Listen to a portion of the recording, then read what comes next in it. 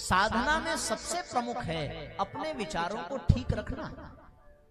और परम पूज्य गुरुदेव ने सूत्र दिया कि अपने मन को कुविचारों और दुर्भावनाओं से बचाए रखने के लिए स्वाध्याय और सत्संग जीवन में करते रहना है, करते रहना है।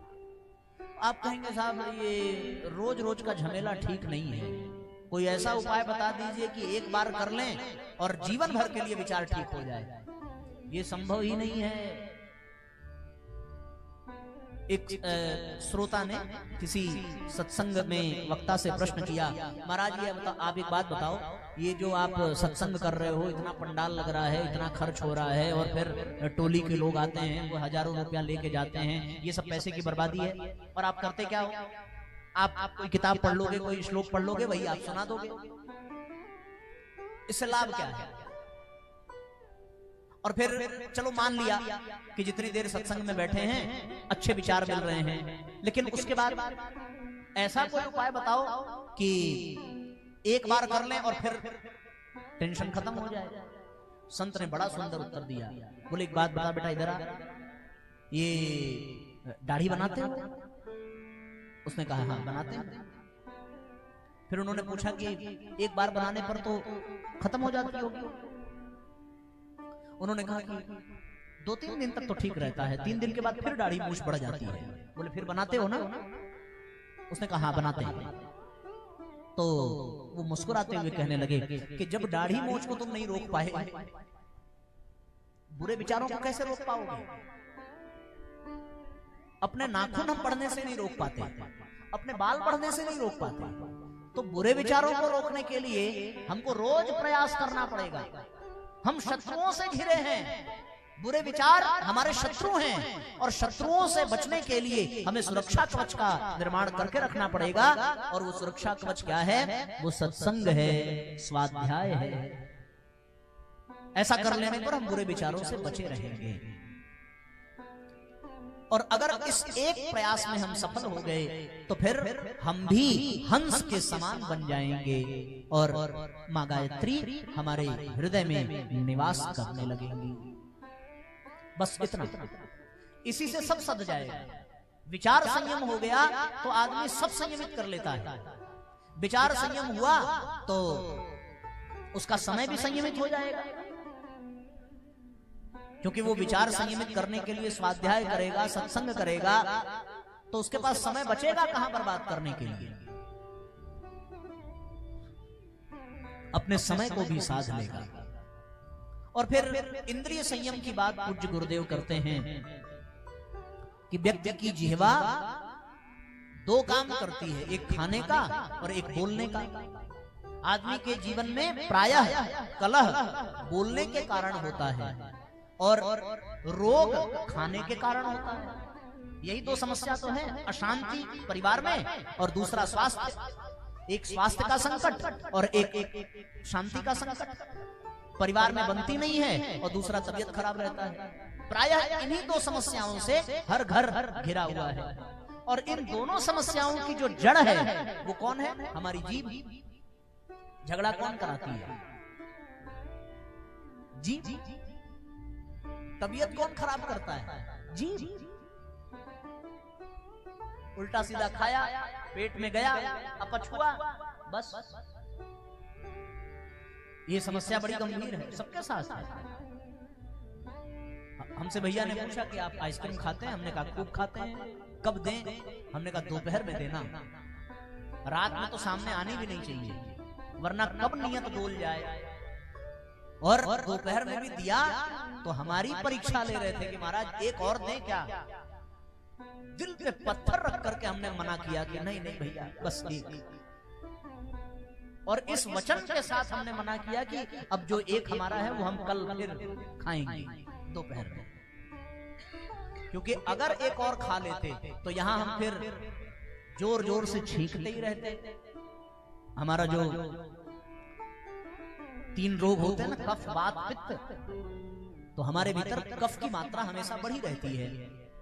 थोड़ी साइनस की प्रॉब्लम है तो थोड़ी सी भी ठंडक प्रवेश करे तो तुरंत जो है छींक आने लगेगी, सर्दी हो जाएगी। तो रोग जीभ के कारण, झगड़ा जीभ के कारण, दोनों का कारण जीभ है।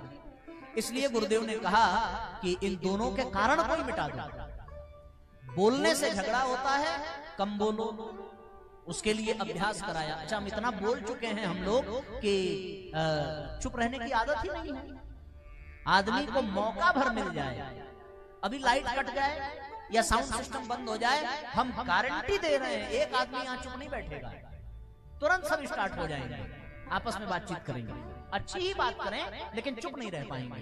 क्यों? क्योंकि हम लोगों की आदत पड़ गई है बोलते बोलते बोलते बोलते, आदत पड़ गई। इसलिए गुरुजी ने कहा कि इस आदत को सुधारना पड़ेगा, और सुधारने के लिए सबसे अच्छा तरीका है कि बोलना बंद कर दो। एक ऐसा समय निर्धारित कर लो कि हाँ, हम नहीं बोलेंगे, चुप रहना। इसीलिए उसका नाम रखा है गुपचुप। गुप उसके बाद चुप है ना। हमारे यहाँ एक माता जी हैं, वो थोड़ा इंग्लिश नहीं बोल पाती हैं, उनको स्विच ऑफ कहने नहीं आता।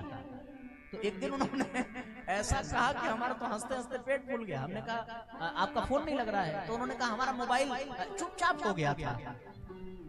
मैंने कहा चुपचाप मतलब? बोले मैं समझ गया कि वो इंग्लिश स्विच ऑफ नहीं कह पा रही है। तो हमको ये समझ में आया, मोबाइल चुपचाप हो जाए तो कितनी शांति आ जाती है जीवन में, और जिस दिन जीभ चुपचाप हो जाए कितनी शांति आ जाएगी। बड़े बड़े विचारकों ने जीभ को भगवान के बाण के जैसा बताया है।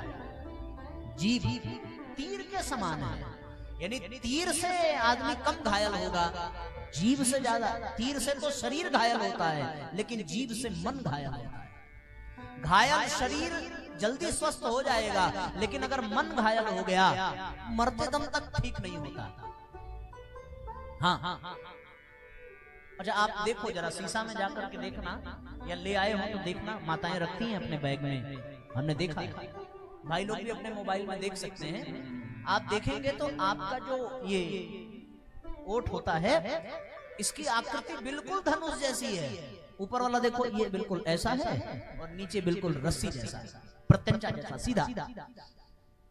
होने को तो नीचे वाला भी धनुष जैसा होता, ऊपर वाला तो, पर ये है बिल्कुल धनुष जैसा। और इसके भीतर जो जीभ है ना, अरे बाप,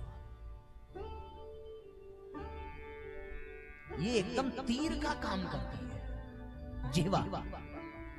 और ये जिसको ना डंक मार दे, सांप का काटा आदमी ठीक हो जाता है, आदमी के जीभ का जिसको जहर चढ़ जाए, जब उसको देखेगा तब वो पागल हो जाएगा। होता है ना, ऐसा ही होता है।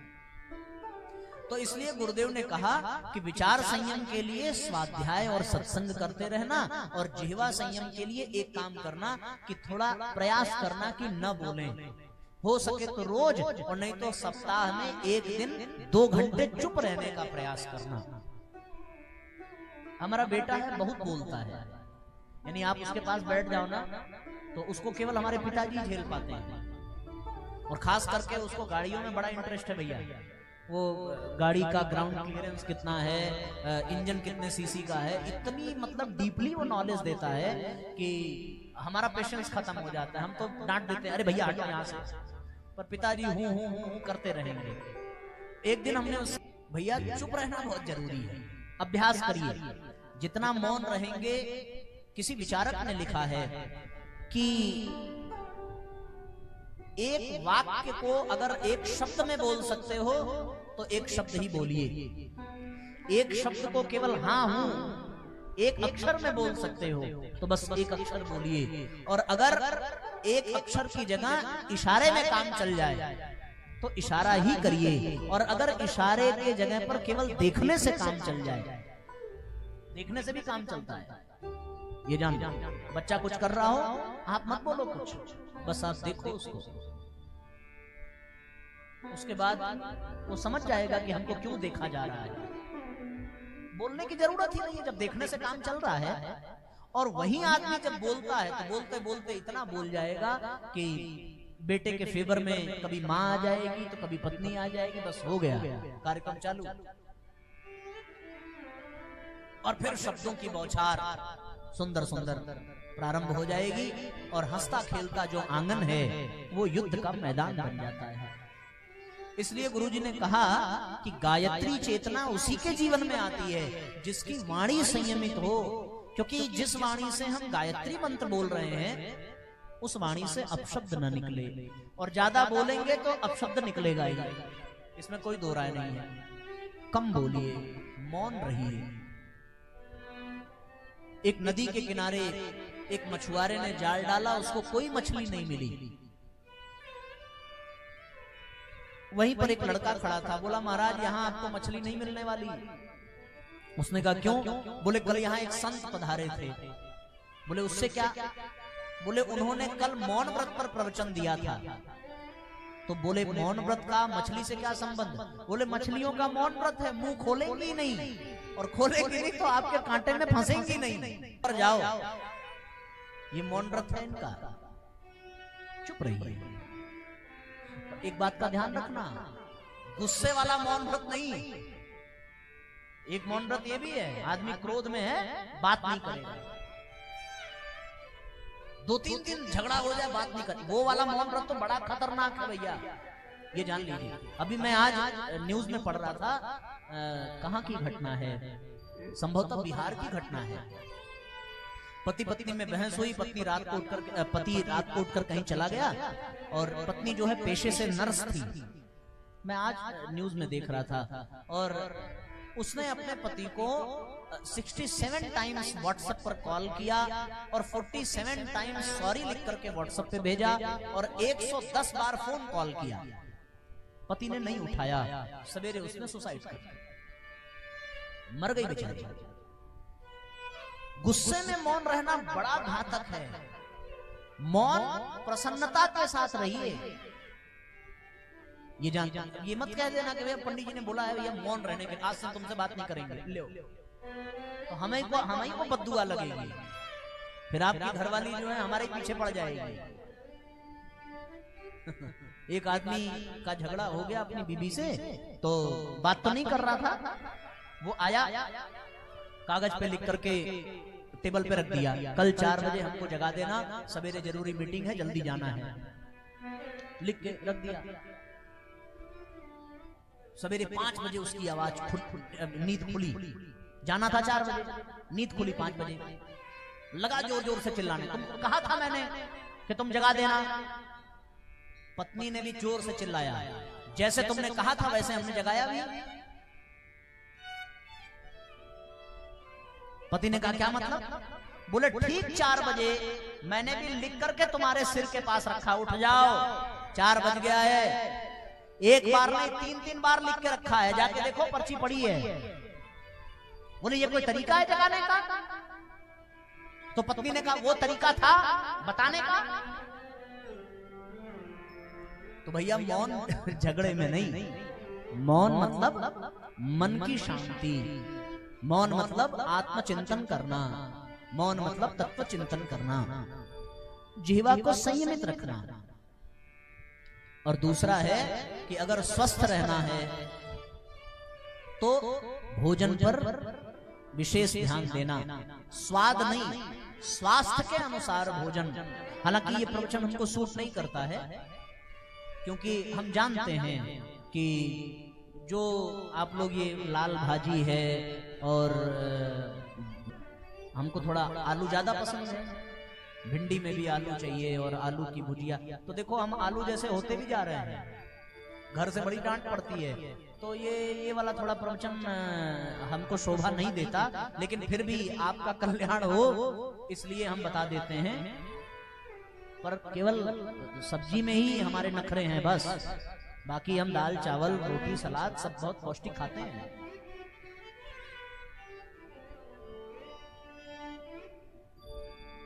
आप लोग हंस रहे थे ना, हम सच में आलू जैसे दिखते हैं?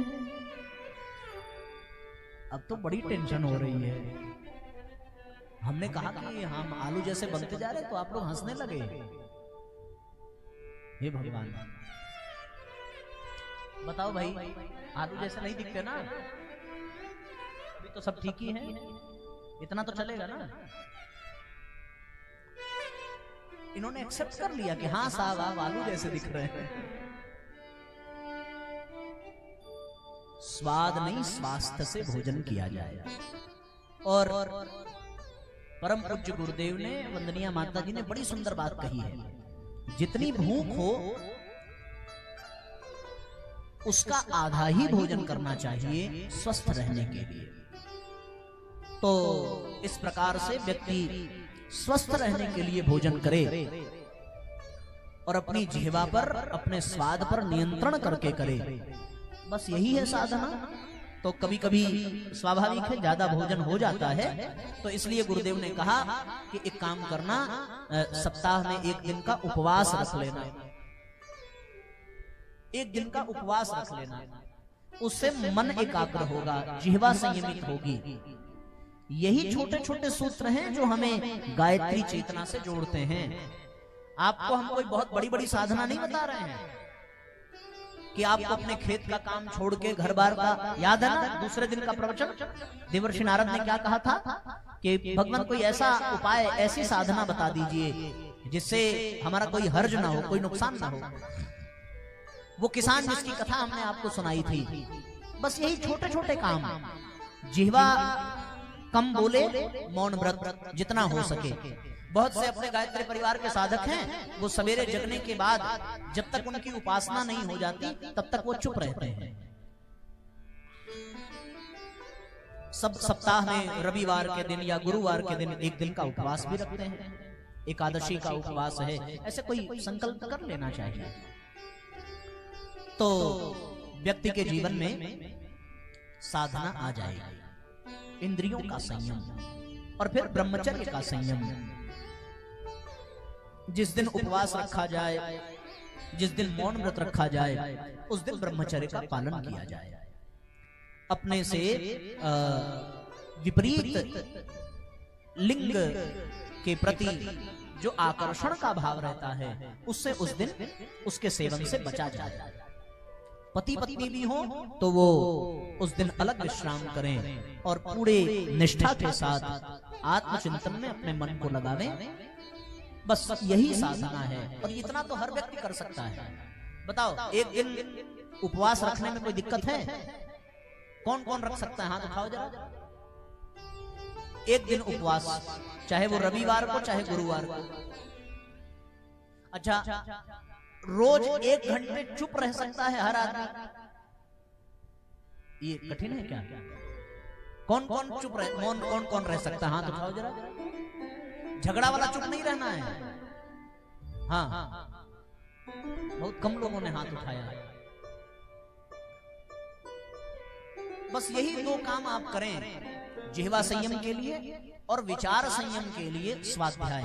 सत्संग तो रोज मिलेगा नहीं, जैसे ये कथा हो रही है, अब आज तो विश्राम, कल से ये पंडाल इस समय आप आएंगे तो निकल चुका होगा, तो सत्संग रोज मिलेगा नहीं, स्वाध्याय आपको रोज मिलेगा।